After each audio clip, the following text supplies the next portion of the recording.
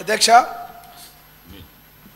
తెలంగాణ రాష్ట్రం vote on account budget అంచనాలు 2,75,891 కోట్ల రూపాయలతోన గౌరవ ఉప ముఖ్యమంత్రి బట్టి విక్రమార్క గారు మన రాష్ట్రం లోపల ఏ విధంగా అభివృద్ధి కార్యక్రమాలు తీసుకెళ్లన్నది మన గౌరవ ముఖ్యమంత్రి రేవంత్ రెడ్డి గారి నాయకత్వంలో ప్రవేశపెట్టడం జరిగింది అధ్యక్ష.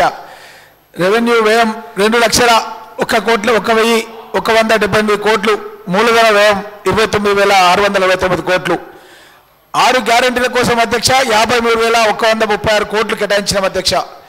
ముఖ్యంగా ఎన్నికలకు ముందు మేమేదైతే ప్రజలకు హామీ ఇచ్చినామో తెలంగాణ ప్రజానికానికి ఆ హామీలు నెరవేర్చే కార్యక్రమంలో బాగానే పెద్ద ఎత్తున 53,196 కోట్లు కేటాయించడం జరిగింది అధ్యక్ష.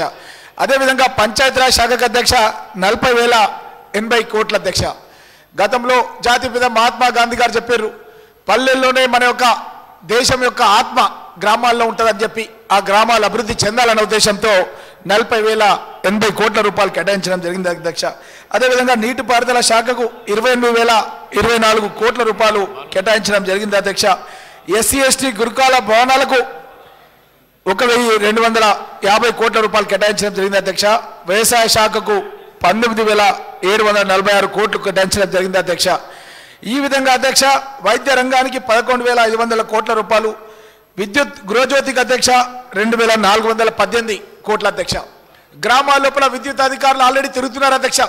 ప్రతి ఇంటికి వెళ్ళి వాళ్ళ దగ్గర ఉన్నటువంటి ఆధార్ కార్డ్స్ కానీ వాళ్ళ యొక్క బిల్లులు కానీ సేకరించి మనం వచ్చే నెల నుంచే తప్పకుండా కేటాయించడానికి అని చెప్పి చేయడం జరిగింది అధ్యక్ష. ఇన్ని కార్యక్రమాలు జరుగుతుంటే అధ్యక్ష, ముఖ్యమంత్రిగా గతంలో పనిచేసినటువంటి అనుభవం ఉన్నటువంటి కేసీఆర్ నిన్న ఏం మాట్లాడింది అధ్యక్ష అక్కడ నల్గొండలో? నిజంగా వీళ్ళు మొగోళ్ళ అని మాట్లాడిన అధ్యక్ష. ఈ భాష మాట్లాడొచ్చా అధ్యక్ష? మనం చట్టసభలో మనం మహిళలకు కూడా రిజర్వేషన్స్ ఇవ్వాలని చెప్పి మన శాసనసభలోనే తీర్మానం చేసినాం అధ్యక్ష. ఆ తర్వాత పార్లమెంట్లో కూడా తీర్మానాన్ని సపోర్ట్ చేసినాం అధ్యక్ష. గతంలోనే యూపీ ఆధ్వర్యం లోపల మనం ఆల్రెడీ రాజ్యసభలో కూడా దాన్ని బిల్ పాస్ చేసుకున్నాం అధ్యక్ష. అలాంటిది మహిళల్ని చులకన చేసే విధంగా మాజీ ముఖ్యమంత్రి చంద్రశేఖరరావు గారు ఏదైతే నిన్న శాసనసభలో మొగోళ్ళ వీళ్ళు అని చెప్పి అంటే మాట్లాడమంటే ఏ విధంగా మాట్లాడుతుంటూ మహిళలను కించపరిచే విధంగా అని చెప్పి మీరు ఒకసారి ఆలోచన చేయాలని చెప్పి మీ దృష్టికి తీసుకొస్తున్నాం అధ్యక్ష. అదే కాదు అధ్యక్ష, ఇంకా అధ్యక్ష ఆయన ఏం మాట్లాడుతున్నారంటే ఉమ్మడి రాష్ట్రం లోపల మన ఆంధ్రప్రదేశ్కు జరిగినటువంటి ఆంధ్రప్రదేశ్ రాష్ట్రం ఉన్నప్పుడు కూడా జరిగిన తెలంగాణకు జరిగిన న్యాయం కంటే కూడా ఎక్కువ అన్యాయం ఈ యొక్క 10 ఏళ్లలో జరిగిందని చెప్తే దాన్ని వక్రీకరించి మాట్లాడుతున్నారు అధ్యక్ష. ఇది తగునా అధ్యక్ష?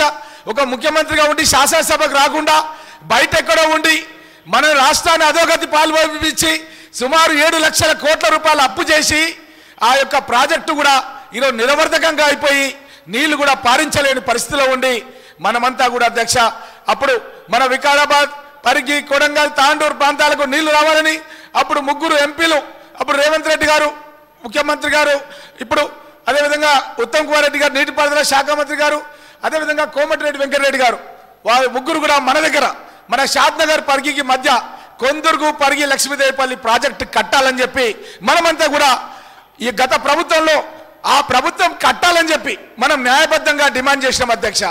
న్యాయబద్ధంగా డిమాండ్ చేసిన ప్రాజెక్టులు వాళ్ళు చేవెళ్ల దగ్గర, చందిప దగ్గర ఆపేసే ప్రాజెక్ట్ అధ్యక్ష. కాంగ్రెస్ గవర్నమెంట్లో స్టార్ట్ అయిన ప్రాజెక్టులు మనం టండర్లో దిగినాం అధ్యక్ష. 100 మీటర్ల లోపల క్రేన్లలో, టిప్పర్లలో జేసీబీలు నడుస్తున్నాయి అధ్యక్ష. అట్లాంటిది రద్దు చేసి మన ప్రాంతానికి ప్రాజెక్టులు రానియకుండా, మన ప్రాంతానికి గోదావరి జలాలు రానియకుండా ప్రాణహిత చేవెళ్ల డాక్టర్ బిఆర్ అంబేద్కర్ సుజల స్రవంతి పేరు ఉంటే ఆ పేరు కూడా తీసేసి కాళేశ్వరాన్ని మార్చి మన చేవెళ్ల దగ్గర పనులు జరగకుండా ఆపేసారు అధ్యక్ష. వీళ్ళ అధ్యక్ష మన ప్రాంతం గురించి, మన ప్రాజెక్టులలో జరిగినటువంటి అన్యాయం గురించి మాట్లాడే హక్కు వీళ్ళకు ఉందా అధ్యక్ష అని చెప్పి కోరుతున్నాను. అదేవిధంగా అధ్యక్ష రైతు బంధు గురించి మాట్లాడుతున్నారు అధ్యక్ష. ఎన్నికలకు 2-3 నెలల ముందే ఎన్నికల కమిషన్ దగ్గర పోయి మన కాంగ్రెస్ పార్టీ తరఫున పిసిసి అధ్యక్షులు రేవంత్ రెడ్డి గారు పంపించారు. నిజంగా మీకు చిత్తశుద్ధి ఉంటే ఎలక్షన్ కోడ్ చేయముందు వేయకండి, ఇప్పుడే వేయండి, మీరు రైతు బంధు వేయండి, మేము దానికి వ్యతిరేకం కాదని లిఖితపూర్వకంగా మా నాయకుడు అప్పుడు పిసిసి అధ్యక్షుడు ముఖ్యమంత్రి రేవంత్ రెడ్డి గారు లెటర్ పంపించాం అధ్యక్ష. ఇది అఫీషియల్ రికార్డ్స్ లో ఎలక్షన్ కమిషన్ దగ్గర ఉంది అధ్యక్ష. వాళ్ళు చిత్తశుద్ధి లేకుండా ఈ రోజు ఏదో మేము వేస్తలేమని చెప్పి 7 లక్షల కోట్ల రూపాయల అప్పులో పెట్టేసి మన రాష్ట్రాన్ని అధోగతి పాలించినటువంటి వీళ్ళు ఈరోజు చాలా మంది అంటున్నారు అధ్యక్ష, ఈడ్సే మారేతో పత్తర్సే మారో అంటారు అధ్యక్ష. మా నాయకుడు అట్లా కాదు అధ్యక్ష, ఆ విధంగా కొట్టుమని రాళ్లతో కొట్టుమని చెప్తారు అధ్యక్ష మా నాయకుడు రేవంత్ రెడ్డి గారు.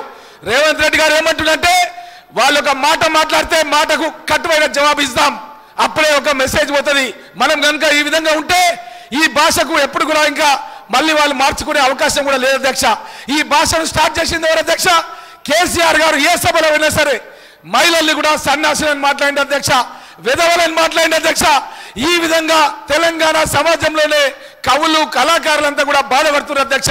ఒక ముఖ్యమంత్రిగా ఇంత అనుభవం ఉండి 80,000 పుస్తకాలు చదివినా అని చెప్పి మాట్లాడిన కె చంద్రశేఖరరావు గారు ఈ తెలంగాణ లోపల తెలుగు భాషను పూర్తిగా అధోగతి పట్టించినటువంటి వ్యక్తి ఈ రోజు శాసనసభ లోపల వాళ్ళ నాయకులు మాట్లాడుతున్నారు అధ్యక్ష. మేమేదో తప్పు అన్నట్టు మాట్లాడుతున్నారు అధ్యక్ష. వాళ్ళు ఎట్లా ఉందంటే వాళ్ళు చోరు ఉల్టా కొత్వాలకు దాటి అంటారు అధ్యక్ష. ఆ విధంగా దొంగే దొంగ దొంగ అన్నట్టుగా మాట్లాడుతున్నారు అధ్యక్ష. తిట్టన్ పోరా గాడి కొరక అన్నంట ఈ బీఆర్ఎస్ నాయకుల యొక్క విధానం ఆ విధంగా ఉంది అధ్యక్ష. వాళ్ళు తిడతారు, మళ్ళీ తిట్టన్ పోరా గాడి కొరక అంటారు.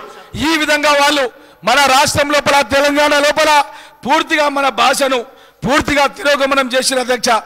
గత 10 సంవత్సరాల పరిపాలన లోపల డొల్లతనం అధ్యక్ష. వాస్తవంగా చెప్పాలంటే గత 10 సంవత్సరాల కాలంలో పాలకులు వాగ్దానాలు మభ్యపెట్టి మాటలు ఆకాశానికి తాకితే వాటి ఆచరణ మాత్రం నేల మీద సాము చేశాయని చెప్పక తప్పదు అధ్యక్ష. డబుల్ బెడ్రూమ్ ఇండ్లు, దళిత బంధు అందరికీ అందకపోవడం, బీసీ బంధు అప్పటి అధికార పార్టీకి చెందిన వారికి పరిమితం కావడం, నూతన రేషన్ కార్డులు ఇవ్వకపోగా ఉన్న వాటిని తొలగించడం, నిరుద్యోగ సమస్య విలయతాండవం చేస్తున్నప్పటికీ పాలకుల లోపల చలనం లేకపోవడం, పంటలకు కనీస మద్దతు ధర లభించకపోవడం, నాటి ప్రభుత్వ పెద్దల పాలకుల ద్వంద్వ నీతికి హెచ్చు పెరగడం. ఈ విధంగా వీళ్ళు ఈ పరిస్థితుల నడుమ మెగా డిఎస్సి నిర్వహించి వచ్చే 6 నెలల్లో ఉపాధ్యాయ ఖాళీలు భర్తీ చేస్తామని టీఎస్పీఎస్సీ ప్రక్షాళన చేయడానికి ప్రభుత్వం చర్యలు తీసుకోవడం, యావత్ జాబ్ క్యాలెండర్ యువత జాబ్ క్యాలెండర్ విషయంలో కూడా చెప్పిన మాట ప్రకారం చర్యలు తీసుకోవడానికి ఈ విధంగా ఎన్నో తప్పులు చేసి టీపీపీఎస్సీలో పేపర్ లీక్ చేసి ఎంతోమంది నిరుద్యోగ యువకులు ఆత్మహత్యకు పాల్గొనడం జరిగింది అధ్యక్ష. గౌరవ ముఖ్యమంత్రి రేవంత్ రెడ్డి గారి నాయకత్వంలో కాంగ్రెస్ ప్రభుత్వం చర్యలు తీసుకోవడం హర్షదాయకం అధ్యక్ష. గ్రామీణ అభివృద్ధి విషయంలో గత ప్రభుత్వం కేవలం ప్రచారానికే ప్రాధాన్యత ఇచ్చింది. అంతేకాదు స్థానిక ప్రజాప్రతినిధులకు విలువ లేకుండా పోయింది. వారు గ్రామాల అభివృద్ధికి చేసిన పనులకు బిల్లులు ఇవ్వకుండా వారిని అప్పులపాలు చేసి నానా అగచాట్లు పడేలా చేసింది. కావున అటువంటి అగచాట్లు పునరావృతం కాకుండా ఈ ప్రభుత్వం చర్యలు తీసుకోవాలని చెప్పి కోరుతున్నాం అధ్యక్ష. అదే అధ్యక్ష, రాష్ట్రం లోపల డ్రగ్స్ భూతాన్ని తరిమి కొట్టేందుకు కఠిన చర్యలు తీసుకునేందుకు రాష్ట్ర ప్రభుత్వం దృఢ నిశ్చయంతో ఉంది అధ్యక్ష. 2013 సంవత్సరం నుంచి అప్పటి యూపీఏ ప్రభుత్వం ప్రకటించిన ఐటీఐఆర్ ప్రాజెక్టు కార్యాచరణకు వచ్చే విధంగా చర్యలు తీసుకుంటామని చెప్పడం ప్రజాపాలన పట్ల నేటి ప్రభుత్వానికి ఉన్న చిత్తశుద్ధిని స్పష్టం చేస్తున్నాం అధ్యక్ష. వీళ్ళు అడిగిన అధ్యక్ష, ఏ విధంగా మీరు రెవెన్యూను సమకూర్చుకుంటున్నారు అధ్యక్ష? మేము ఐటీఐఆర్ ప్రాజెక్టును కేంద్ర ప్రభుత్వం పైన ఒత్తిడి తీసుకొచ్చి మన రాష్ట్రంలో ఏర్పాటు చేసి లక్షలాది ఉద్యోగాలు కల్పిస్తాం, తద్వారా రాష్ట్రానికి ఆదాయం వచ్చే విధంగా కూడా కృషి చేస్తాం అధ్యక్ష.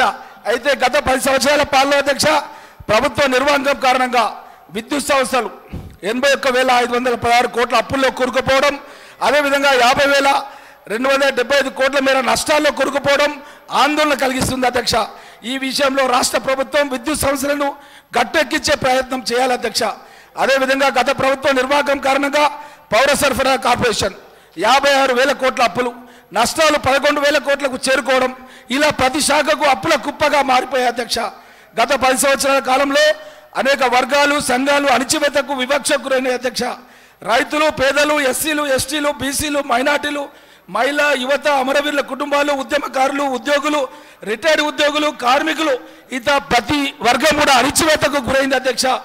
ఇదొక్కటే కాదు అధ్యక్ష, తెలంగాణ రాష్ట్రం ఏర్పాటు కావడానికి కేవలం తాము మాత్రమే కారణమని, తాము మరియు తమ కుటుంబ సభ్యుల త్యాగాల ఫలితమే అని మొన్నటి వరకు రాష్ట్రాన్ని పాలించిన పార్టీ నాయకులు బుకాయించే ప్రయత్నం చేశారు అధ్యక్ష.